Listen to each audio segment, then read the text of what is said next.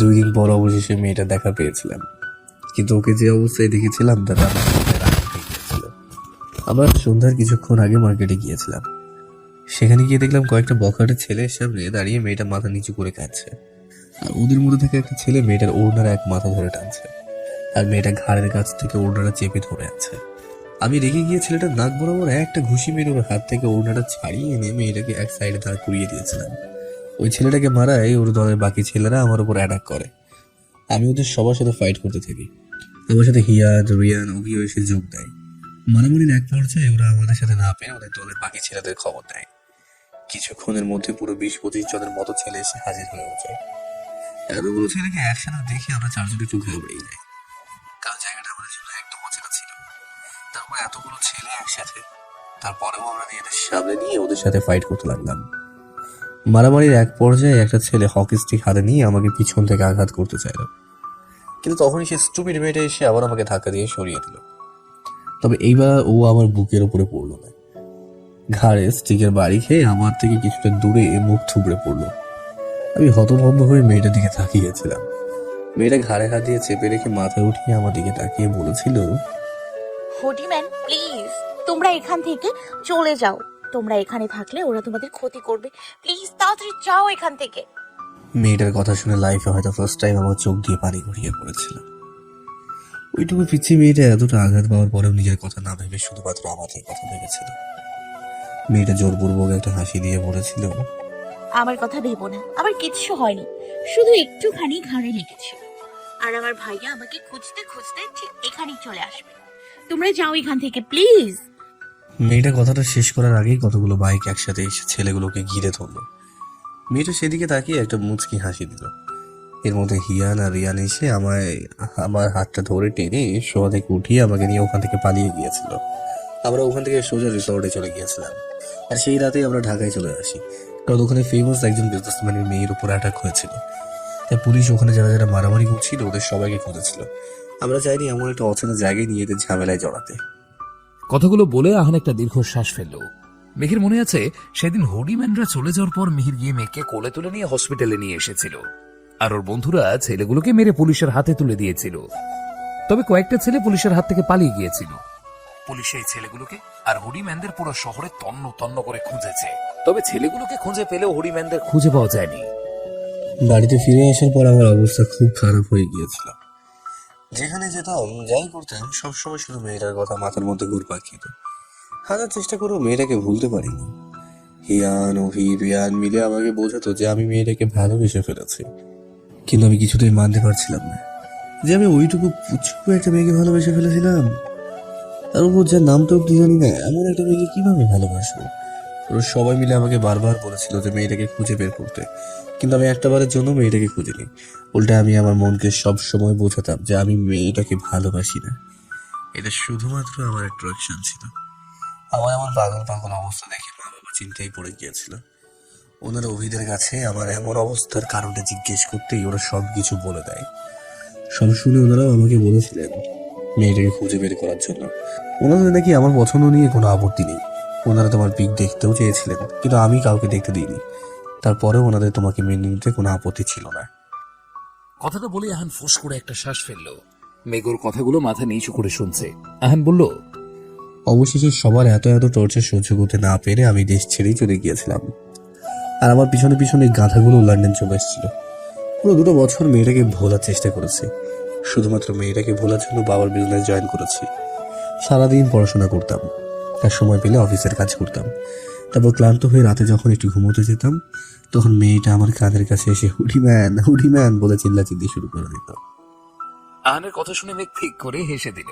আহান মেঘের দিকে তাকিয়ে হতাশ কণ্ঠে বলল, এই শুনে মেঘ পড়ি, যেন এমন কোনো একটা দিন ছিল না আমি মেয়েটার কথা ভাবিনি। ফাইনালি 2 বছর পর বাংলাদেশ ফিরে মেয়েটার আবার দেখা পেয়েছিলাম। তবে তখন মেয়েটার সম্পূর্ণ একটা অন্য রূপে ছিল। ওর দিকে একবার দেখাতেই আমি ওকে চিনে ফেলেছিলাম। তবে ওর বিধ্বস্ত চেহারা দেখে আমার বুকটা ধক করে উঠেছিল। মেয়েটা যখন একটা নাইফ নিয়ে হাত চেপে ধরেছিল, ওর হাতে রক্ত পড়ছিল, তখন আমার পুরো পৃথিবীটাই থমকে গিয়েছিল। মেঘ এক দৃষ্টিতে আহানের দিকে তাকিয়ে আছে। আহান ভাঙা গলায় বলল, যখন বুঝতে পেরেছিলাম আমি মেয়েটাকে ভালোবাসি আর ওকে ছাড়া আমার বেঁচে থাকাটা মুশকিল হয়ে যাবে, তখন আমি সবাইকে সবটা জানিয়েছিলাম, আর মেয়েটার ব্যাপারেও সবটা জেনেছিলাম। তখন অনেকটা দেরি হয়ে গিয়েছিল, সবাই মিলে আমাকে মেয়েটা থেকে দূরে সরিয়ে দিয়েছিল। কত আকুতি মিনতি করেছি, কিন্তু কেউ আমার কথা শোনেনি। হয়তো এটাই আমার ভুলের শাস্তি ছিল। আমি চাইলে অনেক আগে মেয়েটাকে খুঁজে বের করে ওকে একটা ভালো লাইফ গিফট করতে পারতাম, বাট আমি আমার অনুভূতিগুলো থেকে পালিয়ে বেরিয়েছি। তার শাস্তি স্বরূপ আল্লাহ হয়তো মেয়েটার থেকে আবার আমাকে দূরে সরিয়ে দিয়েছিল। পুরো 6টা বছর পর যখন মেয়েটার মুখ থেকে ভালোবাসি কথাটা শুনেছিলাম, তখন মনে হয়েছিল পৃথিবীতে আমার থেকে সুখী মানুষ আর কেউ নেই। এইটুকু বলে আহান একটা তাচ্ছিল্য হাসি দিয়ে আবারও বলল, কিন্তু আমি যখন ভাবলাম আমার এতদিনের অপেক্ষার অবসান করছে, তখন জানতে পারলাম মেয়েটা নাকি আমাকে কোনোদিন ভালোই বাসেনি, সবকিছু নাকি ওর মোহ ছিল। কথাটা বলে আহান মেঘের দিকে তাকালো। মেঘের চোখের কোণে পানি চিকচিক করছে। আহান কাট কাট গলায় বলল, আমি অনেক অপেক্ষা করেছি মেঘ, এই 6টা বছর অনেক বোকামি করেছি। প্রথমে আমার ভালোবাসাটা আমি নিজে বুঝতে পারিনি, তারপর যখন নিজে বুঝতে পেরেছি তখন পরিবারের লোকেদের বোঝাতে পারিনি, আর যখন সবাইকে বুঝিয়েছি, সবকিছু ম্যানেজ করে ফেলেছি, তখন তোমাকে কিছু বোঝাতে পারছি না। অনেক হয়েছে, আর না, আজকে এক্ষুনি এই মুহূর্তে আমাদের বিয়ে হবে। তুমি রাজি থাকলে ভালো, কিন্তু যদি না থাকো তাহলে তোমাকে জোর করা ছাড়া আমার আর অন্য কোনো পথ খোলা থাকবে না। মেঘ আহানের দিকে অবাক চোখে তাকিয়ে আছে। আহানের কথা শুনেও হতভম্ব হয়ে গেছে। ও আহানের দিকে তাকিয়ে বলল, আজকে আমাদের বিয়ে মানে? আমি আপনাকে কিছুতেই বিয়ে করতে পারবো না, আর আপনি আমাকে জোর করতে পারেন না। আহান মেঘের কাছে এগিয়ে গিয়ে ওর পায়ের বাঁধন খুলতে খুলতে বলল, আমি সব করতে পারি মেঘ পরি, তুমি আমাকে এখনো চিনতেই পারোনি। কথাটা বলে আহান মেঘের পায়ের বাঁধন খুলে ওর বাহু ধরে দাঁড় করালো। মেঘ নিজের সর্বশক্তি দিয়ে আহানকে একটা ধাক্কা মারলো। আহান এমন আচমকা ধাক্কার জন্য একদম প্রস্তুত ছিল না, তাই মেঘের ধাক্কা খেয়ে দুকদম পিছিয়ে গেল।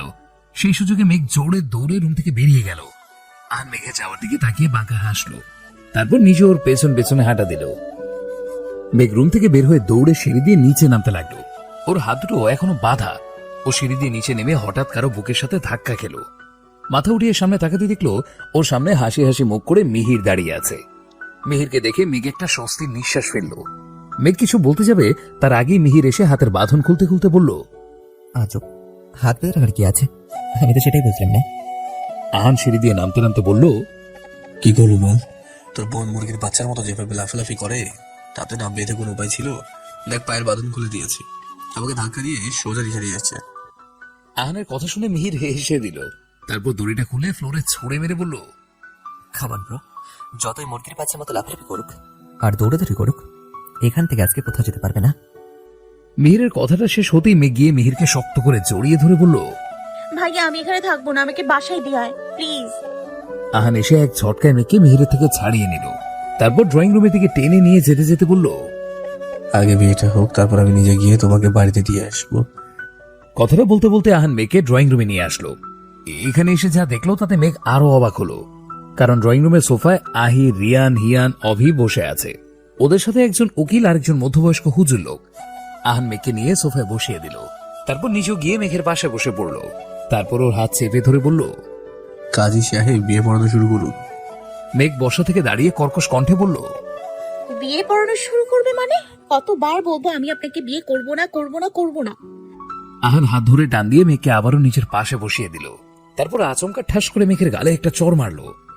মিহির, আহির, অভি, রিয়ান, হিয়ান অবাক হয়ে আহানের দিকে তাকিয়ে আছে, কারণ যে আহান আজ অবধি মেঘের গায়ে একটা আঁচড়ও কেটে দেখেনি, সে আজকে মেঘকে চড় মারলো। মেঘ গালে হাত দিয়ে ছলছল চোখে আহানের দিকে তাকিয়ে আছে। ও ভাবতে পারছে না আহান ওর গায়ে হাত তুলেছে। আহান মেঘের দিকে তাকিয়ে দাঁতে দাঁত চেপে বলল, চুপচাপ এখানে বসে থাকো, যতক্ষণ পর্যন্ত বিয়ে পড়ানো কমপ্লিট হচ্ছে ততক্ষণ পর্যন্ত এখান থেকে এক চুল পরিমাণে যদি নড়েছ তাহলে আরো একটা গানের নিচে পড়বে কিন্তু। আহানের কথা শুনে মেঘ গালে হাত দিয়ে মাথা নিচু করে চোখের পানি ফেলতে লাগলো। আহান মেঘের দিকে এক পলক তাকিয়ে কাজীকে চোখের ইশারে বিয়ে পড়াতে বলল। কাজী বিয়ে পড়ানো শুরু করে আহানকে কবুল বলতে বলল।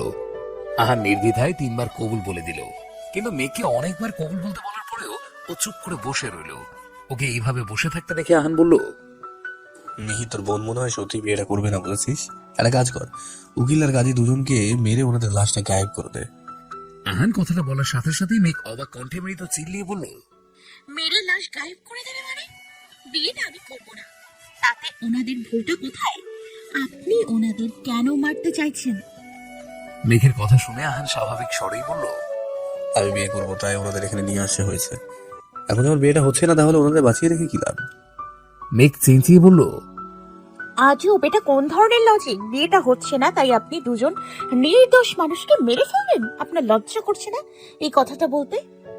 আহান একটা ডোন্ট কেয়ার ভাব নিয়ে বসা থেকে দাঁড়িয়ে বলল, না, একদমই মজা করছি না। আমি যদি শান্তিতে থাকতে না পারি তাহলে ওদের কাউকেই শান্তিতে থাকতে দেবো না। এইটুকু বলে আহান আহির আর মিহিরের দিকে তাকিয়ে বলল, তোরা হা করে তাকিয়ে কি দেখছিস? যেটা বলছিস সেটা কর। ওনাদের মেরে লাশটা গায়েব করে তারপর তোর বোনকে বাড়িতে দিয়ে আয়। আহির আর মিহির একসাথে বলল। বলে ওরা ওদের কোমরে শার্টের নিচে গোঁজা রিভলভারটা টেনে বের করলো। তারপর মিহির গিয়ে হুজুর লোকটার মাথায় রিভলভার তাক করলো, আর আহির গিয়ে উকিলের মাথায় তাক করলো। মেঘ বর্ষা থেকে দাঁড়িয়ে রাগি কণ্ঠে বলল, তোরা কি করছিস এসব? তোদের মাথা ঠিক আছে? মেঘের কথা শুনে আহির স্বাভাবিক কণ্ঠে বলল, সরি মেঘ, আমাদের কিছুই করার নেই। আমরা ব্রোর কথা কখনো অমান্য করি না। তাই বলে দুটো নির্দোষ মানুষকে এভাবে মেরে ফেলবে? বিয়েটা আমি করব না, তাতে ওদের দোষ কোথায়? মেঘের কথা শেষ হতেই হুজুর লোকটা অসহায় কণ্ঠে বলল, মামুনি প্লিজ বিয়েতে রাজি হয়ে যাও, না হলে ইনারা আমাদেরকে মেরে ফেলবেন। আমরা মরে গেলে আমাদের পরিবারকে কে দেখবে? সবাই তো রাস্তায় এসে দাঁড়াবে। হুজুর লোকটার কথা শেষ হতেই উকিল ছেলেটা বলল, আপু, আপনি আমার ছোট বোনের মতো, প্লিজ আমাকে বাঁচান। আমার কিছু হয়ে গেলে অসুস্থ বাবা মাকে দেখার কেউ নেই। ওদের কথা শুনে মেঘ থপ করে সোফায় বসে পড়ল। এই প্রথম আহান আহির মিহিরের প্রতি মেঘের ঘৃণা হচ্ছে। ওরা নিজেদের টাকার অহংকারে অসহায় দুটো মানুষকে এইভাবে অহেতুক কারণে মেরে ফেলতে চাইছে। মেঘের চোখ থেকে দুফোঁটা পানি গালে গড়িয়ে পড়ল। ও আহানের দিকে তাকিয়ে শক্ত কণ্ঠে বলল, আমি বিয়েতে রাজি আছি। মেঘের কথা শুনে ওখানে উপস্থিত সবার মুখেই হাসি ফুটে উঠল। আহান এসে আবারও মেঘের পাশে বসে পড়ল। তারপর বলল, দ্যাটস গ্রেট। আগে রাজি হলেই পারতে, তাহলে ওনাদের আর ভয় দেখাতে হতো না। আহানের কথা শুনে মেঘ আর কিচ্ছু বলল না। অবশেষে মেঘ আর আহানের ধর্মীয় ভাবে আর আইনি ভাবে বিয়েটা হয়েই গেল। সাক্ষী হিসেবে মিহির আর আহির সাইন করেছে। বিয়ের কাজ শেষ হতে আহান গিয়ে হুট করে কাজীকে জড়িয়ে ধরল। তারপর হাসতে হাসতে বলল, আঙ্কেল, আপনি তো দারুণ অ্যাক্টিং করেন, জাস্ট পাঠিয়ে দিয়েছেন। আপনার অভিনয় দেখে আমারই তো কান্না চলে আসছিল। তা মেঘ তো একটা বাচ্চা মেয়ে, ও রাজি না হয়ে যেত কোথায়? আহানের কথাটা শেষ হওয়ার সাথে সাথেই সবাই হো হো করে হেসে দিল। মেঘ ওদের দিকে বোকার মতো তাকিয়ে আছে। উকিল ছেলেটা বসা থেকে দাঁড়িয়ে ফাইলগুলো হাতে নিয়ে বলল, ভাই, আমার অ্যাক্টিংটা কেমন হয়েছে? আহান হুজুর লোকটাকে ছেড়ে দিয়ে ছেলেটার দিকে তাকিয়ে বলল, দারুণ হয়েছে, তবে উকিল না বানিয়ে অ্যাক্টর বানানো উচিত ছিল। আহানের কথা শুনে ছেলেটা ফিক করে হেসে দিল। ওদের সবার কথা শুনে মেঘের আর বুঝতে বাকি রইল না যে এতক্ষণ এখানে যা হচ্ছিল সব কিছু আগে থেকে প্ল্যান করা ছিল। মেঘ ভাঙা কণ্ঠে বলল, তার মানে আপনারা সবাই মিলে এতক্ষণ আমার সাথে নাটক করেছেন? আহান ডোন্ট কেয়ার একটা ভাব নিয়ে মেঘের কাছে এসে বলল, তো তোমার কি মনে হয় তুমি বিয়েতে রাজি না এই জন্য আমি আমার বাবার বয়সের লোককে বিনা দোষে মেরে ফেলবো? আহানের কথা শেষ হতেই উকিল ছেলেটা মেঘের সামনে এসে বলল, আর আমি তো আহান ভাইয়ের ছোট ভাইয়ের মতো, আমাকে মারা তো দূরে কথা, আজ অবধি ভাই আমাকে একটা ধমকও দেয়নি। খুব ছোটবেলায় আমার বাবা মারা গিয়েছিলেন। আমার বাবা আহাদ আঙ্কেলের ম্যানেজার ছিলেন। উনি মারা যাওয়ার পর আমার লেখাপড়ার খরচ থেকে শুরু করে আমাদের সংসারের সব খরচ কিছু আহাদ আঙ্কেল দিয়েছেন। স্টাডি কমপ্লিট করার পর আহাদ ভাই চাকরিটা পাইয়ে দিয়েছেন।